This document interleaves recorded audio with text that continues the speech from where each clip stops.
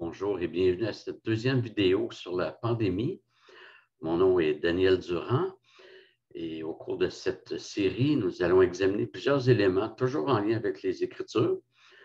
Dans la première vidéo, nous avons vu Lévitique 13 et dans cette deuxième vidéo, nous allons regarder d'autres textes bibliques. Excusez-moi. Nous allons regarder Jacques 2 avec l'idée de discrimination, puis Romains 13 en répondant à certains arguments. Alors, l'idée que l'utilisation du passeport vaccinal serait discriminatoire sur la base de l'Épître de Jacques a été avancée. Alors, on va débuter par lire le texte.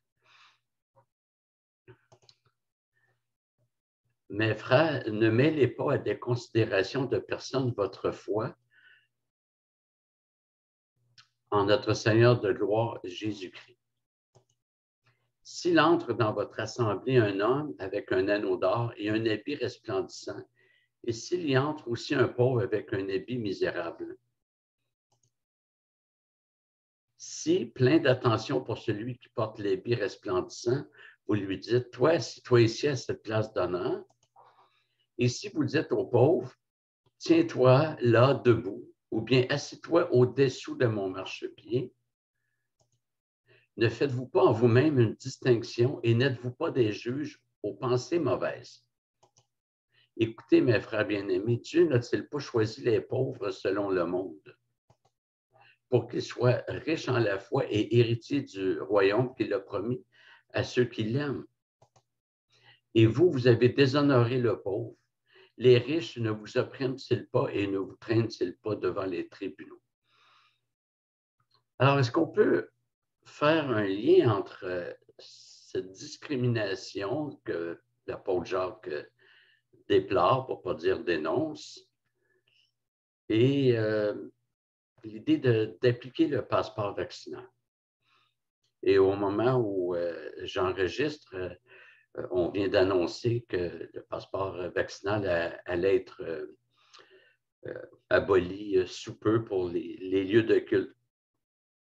Mais je pense que ça vaut quand même la peine de faire la réflexion parce que peut-être que ça va nous aider, en tout cas, c'est ma prière, à peut-être faire attention de ne pas se précipiter vers certains textes pour l'appliquer sans avoir pleinement examiné. Alors moi, je fais juste amener ma réflexion. Je ne prétends pas qu'elle soit ni meilleure, ni canonique. Alors, vous, vous l'écoutez et vous vous faites votre pensée. Mais ma pensée, c'est que ce texte ne s'applique pas, et ce pour deux raisons. La première raison, c'est que la pauvreté qui était méprisée par les destinataires auxquels Jacques a écrit n'était pas contagieuse. La pauvreté ne constitue pas un risque pour les autres. Alors qu'une maladie contagieuse met à risque tout le monde. J'ajouterais que l'apôtre Paul affirme que, toujours en lien avec la pauvreté, que si quelqu'un est pauvre volontairement parce qu'il refuse de travailler, il n'a pas droit à la même considération.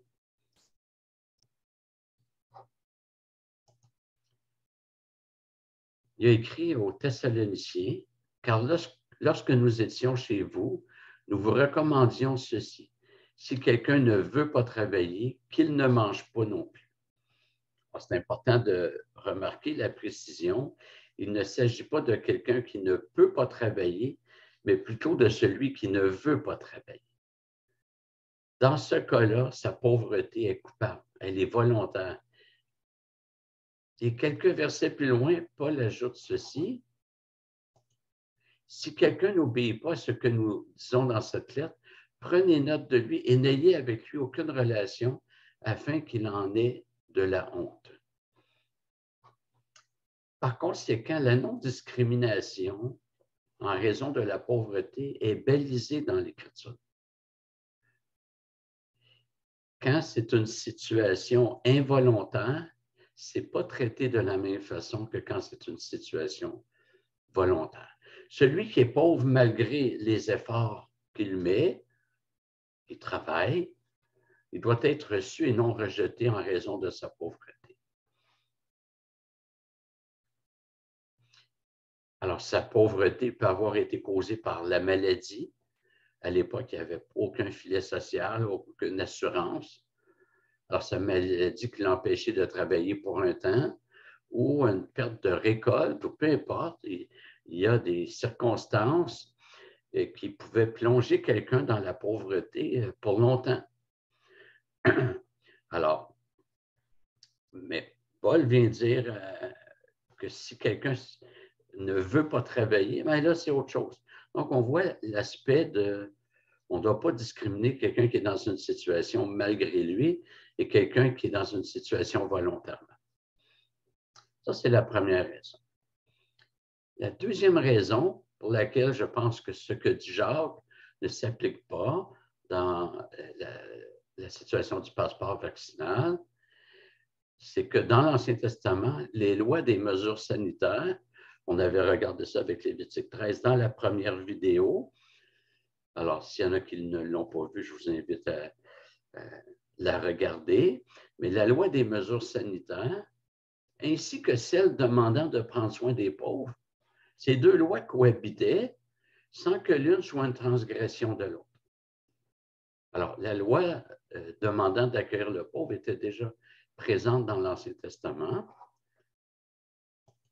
Exode 23:6 dit « Tu ne porteras pas atteinte aux droits du pauvre dans son procès. » Autrement dit, on ne favorisera pas le riche au détriment du pauvre. Deutéronome 15:11 « Il ne manquera pas de pauvres au milieu du pays. C'est pourquoi je te donne ce commandement. Tu devras ouvrir ta main à ton frère, aux malheureux et aux pauvres dans ton pays. » Et Deutéronome 16:19 « Tu ne porteras pas atteinte aux droits, tu n'auras pas égard à l'apparence des personnes. » Donc, Jacques vient confirmer que ce principe-là demeure, même dans la Nouvelle Alliance, mais dans l'Ancienne Alliance, quand il y avait des mesures sanitaires, encore une fois, Lévitique 13, il n'y a personne qui pouvait dire « Vous ne pouvez pas faire ça parce que Dieu a dit que de ne pas faire de discrimination envers le pauvre. » Cet argument-là n'aurait pas tenu. Et on ne peut pas opposer deux commandements comme ça. Donc, les deux lois cohabitaient, je dirais même en harmonie. Alors, comment appliquer ces lois? Bien, je connais des chrétiens qui avaient le passeport vaccinal et qui ont offert à ceux qui n'en ont pas de faire leur commission dans les grandes surfaces qui leur étaient interdites. Alors, comment prendre soin de la personne qui est peut-être désavantagée dans une situation? On ne l'envoie pas promener, on continue à en prendre soin dans sa situation. Puis si on peut l'aider, on va l'aider.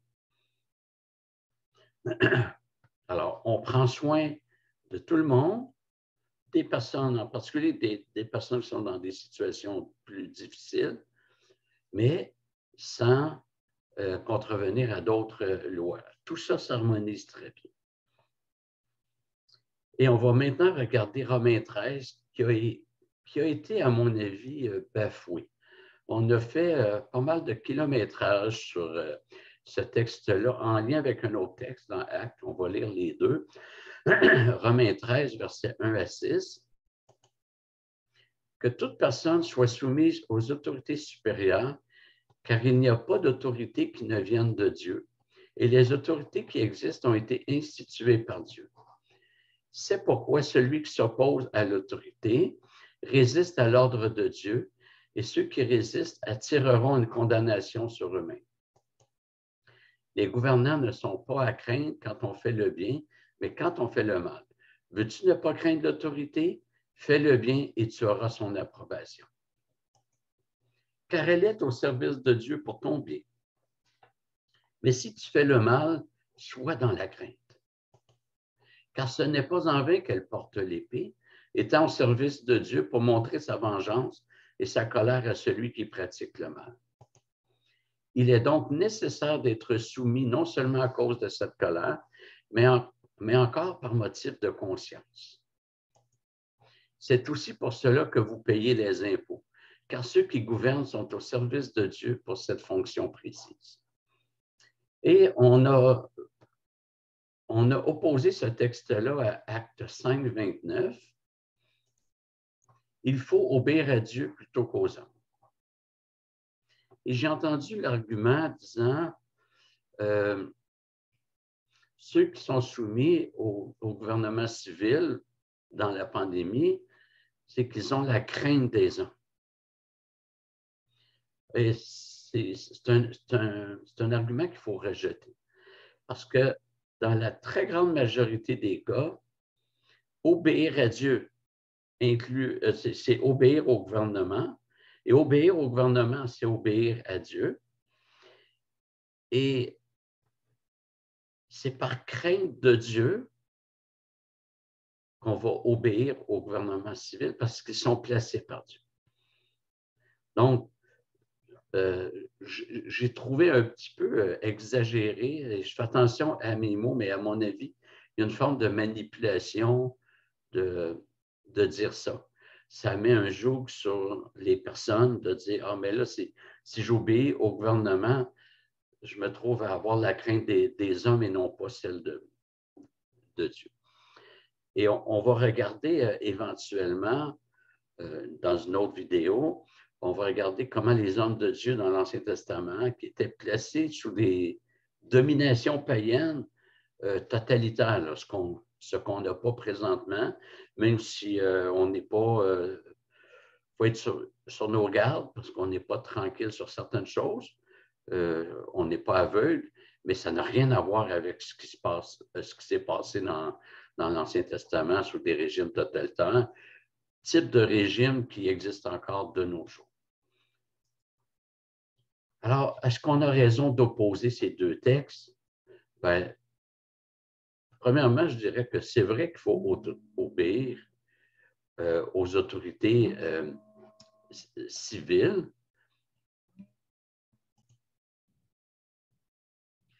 Donc, le principe biblique, c'est qu'on doit toujours aux autorités civiles, sauf si elles nous empêchent de faire ce que le Seigneur nous demande. Mais il faut que ça soit quelque chose d'assez extrême. Et ça, on va voir ça éventuellement avec les exemples dans l'Ancien Testament. Et il y en a pas mal. On pense à Joseph en Égypte, Esther et Mardoché en Perse. On pense à Daniel et ses 3 amis en Babylonie. On pense aux apôtres qui étaient dans l'Empire romain. C'était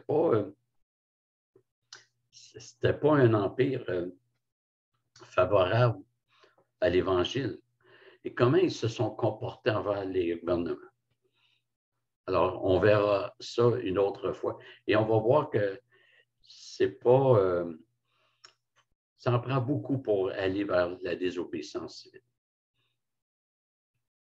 Dans le contexte de la réponse de Pierre dans Acte 5, les autorités religieuses avaient interdit aux apôtres d'évangéliser. Dans ce cas-là, il y avait une attaque directe contre l'Église, ce qui n'est pas notre cas. Dans certains pays, comme en Arabie saoudite, les mosquées ont été fermées. Donc, même les gouvernements, les partis politiques ne pouvaient même pas tenir des assemblées de leur parti. Alors, ce n'est pas l'Église qui a été ciblée.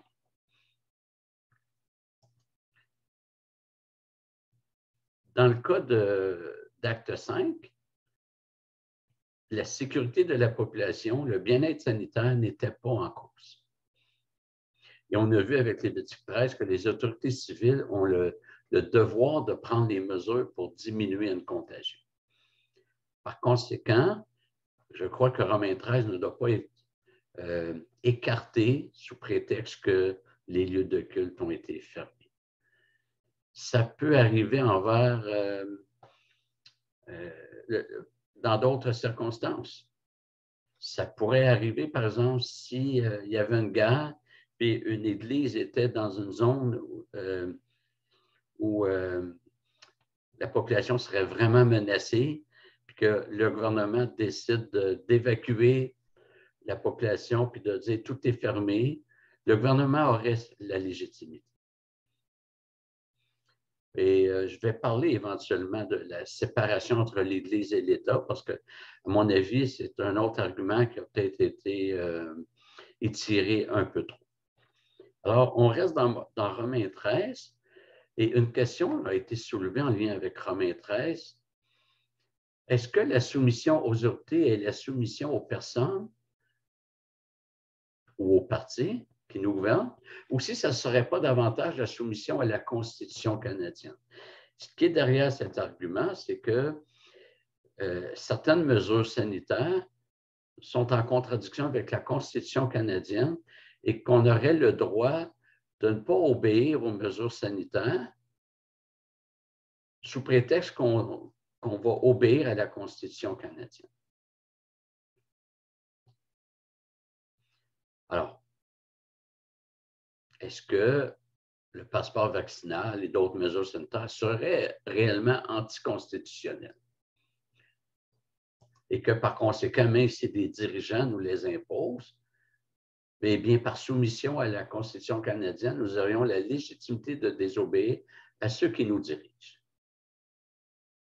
Alors, j'ai mentionné dans la première vidéo que je ne suis pas constitutionnaliste, comme je ne suis pas médecin, je ne suis pas actuaire.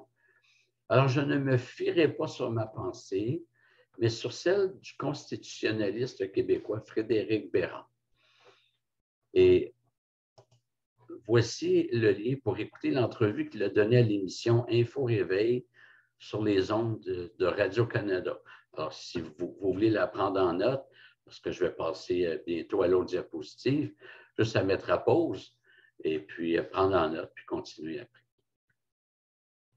Alors, cet homme est docteur en droit constitutionnel. Il a même allé d'une boutade disant qu'avant la pandémie, il y avait environ une dizaine de constitutionnalistes au Québec et que maintenant, il y en a à peu près 8 millions. Une façon de dire qu'il y en a qui se prennent pour des constitutionnalistes. Et lui, il affirme que le passeport vaccinal est constitutionnel, même si des droits prévus dans la Constitution sont bafoués. Il dit que bien que ce passeport brime certaines libertés protégées par la Charte des droits et libertés, le gouvernement a la légitimité. Et il ajoute qu'il n'y a aucune liberté qui soit absolue. Il affirme que lorsque les intérêts collectifs sont plus importants que les libertés individuelles, le gouvernement peut imposer des limitations aux libertés individuelles et que c'est prévu dans la Constitution. Donc, on ne peut pas s'appuyer sur certains textes de la Constitution sans regarder d'autres textes qui viennent baliser. Et je précise au passage que M. Bérard, le constitutionnaliste, est vraiment très critique face au gouvernement et qu'il n'approuve pas personnellement toutes les décisions qui ont été prises. Alors, il ne les approuve pas sur le plan politique, mais il dit que c'est constitutionnel. Par conséquent, dire que nous avons la légitimité de désobéir aux dirigeants sous prétexte qu'ils auraient désobéi à la Constitution canadienne, bien, ça ne passe pas le test d'un constitutionnaliste. Et de faire cette distinction entre ceux qui nous gouvernent puis la Constitution, bien, ça ne passe pas le test de Romains 13. Au verset 3, les gouvernants, donc c'est les individus, ça, ceux qui nous gouvernent ne sont pas à craindre quand on fait le bien, mais quand on fait le mal. Veux-tu ne pas craindre l'autorité? Fais le bien et tu auras son approbation. L'autorité n'est pas un document. C'est ceux qui nous gouvernent.